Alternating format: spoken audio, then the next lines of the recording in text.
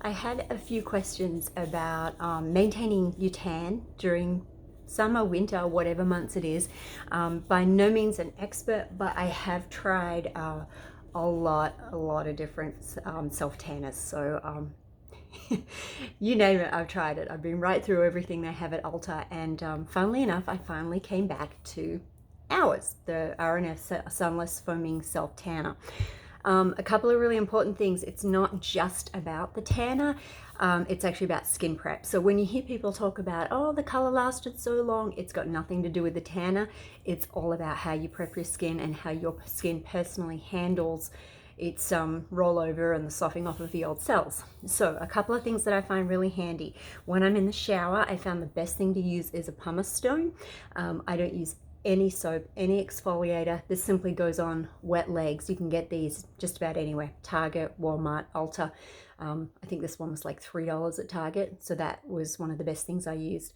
After that, I get out of the shower, and when I'm drying off with my damp towel, I use it to just rub at the spots that I can still see that are left. Your towel ends up looking really gross, but it does wash out, or at least our self tanner washes out. After that, and your skin's really prepped to get out, I put this on. I find 2 layers works best for me. So I'll go over each section: lower leg, upper leg, left leg, lower leg, upper leg, and then I'll come back and I'll do a second coat. A lot of people have different things they like to use for this. My favorite is the gloves, because I find that way you don't waste any tanner, because none of it soaks in. It just goes straight onto your skin, so everything that you're using is benefiting you. I know a lot of people like to use mitts. That personally didn't work for me. I just felt I was wasting a lot. And a lot of people like to use bare hands. That is something I do like to do, because sometimes it's just easier. One of my biggest problems was using the gloves and then trying to do your hands as well. So I found I was using, I could either do one application with one glove, wait for that to dry, then put the glove on the other hand, do the other hand. It was a little time consuming. So then what I found out was, if I used my hands, I then had the problem of how to get it off my hands without ruining the tan I'd already put on. So funnily enough, discovered these guys. These are amazing. They're 30 per pack, but I pull these out, I cut them in half, and then I put the, half I'm not going to use back. They seal up really nicely, just like that. So they have a little sticky as well.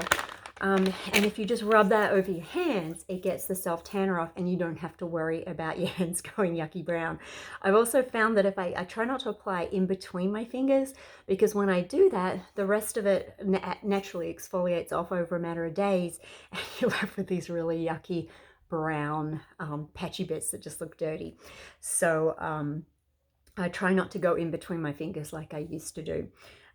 Alternatively, if you don't have the makeup wipes, I just wet my face washer, or what do you guys call this? Washcloth, as beforehand with warm water, so that I'm not running water on my already applied hands, and then I rub it on my hands to try and get it off.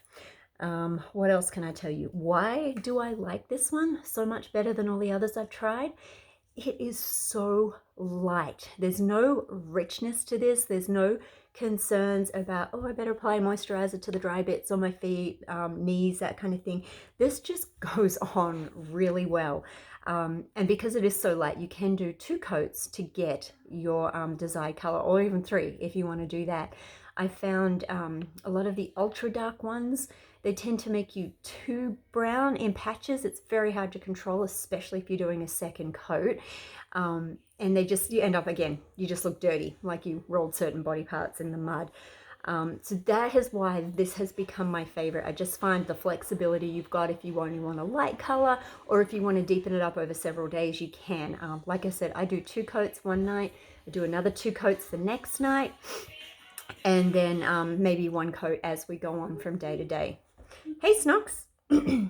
The other thing I found with some of the tanners, weirdly, is there's some ingredient in them that causes me to break out in a rash. I haven't worked out what it is, but there were several brands of the more high-end stuff that that caused that for me. I have no reaction to this.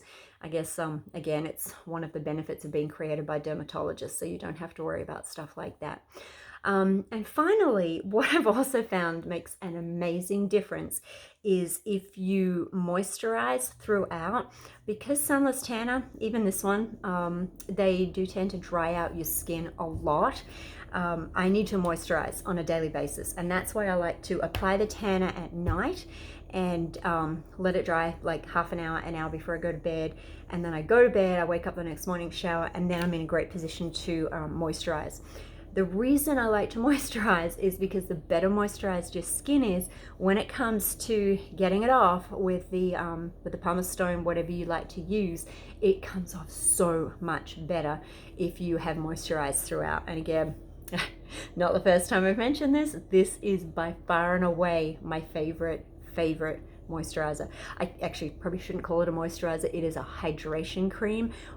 What that means is that when you apply it, it will draw moisture in from the air around you, and then ideally what you would do is pop a moisturizer over the top, because a moisturizer traps moisture you already have in your skin.